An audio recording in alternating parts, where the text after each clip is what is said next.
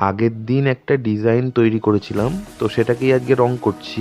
আসলে প্রচণ্ড কাজের প্রেসারের জন্য চ্যানেলে নতুন আপডেট দিতে একটু দেরি হচ্ছে, তো তোমরা একটু অ্যাডজাস্ট করে নিও। পুরো ডিজাইনটাকে আমি ব্রাশ পেনে রং করছি, তোমরা চাইলে এখানে ওয়াটার কালার ব্যবহার করতে পারো, এছাড়া পেন্সিল কালারও ব্যবহার করা যায়। তবে আমি অয়েল পেস্টারের ব্যবহার এখানে করতে নিষেধই করব, কারণ সেক্ষেত্রে রং আউটলাইনের বাইরে চলে আসার সম্ভাবনা অনেকটা বেশি থাকে। আসলে রং যে কোনো কিছু করা যেতেই পারে যদি সেটা ঠিকঠাকভাবে করা যায়। তো বেশি কিছু বলবো না, তবে একটা কথা আমি বলতে চাই, তোমরা যারা আর্টের স্টুডেন্ট তারা কিন্তু নিজেদের প্র্যাকটিসের মধ্যে এই ধরনের ডিজাইনের কিছু কাজ অবশ্যই করবে, ডিজাইনের ছবি অবশ্যই করবে। এতে কিন্তু তোমাদের আর্ট এডুকেশনে অনেক নলেজ বাড়বে।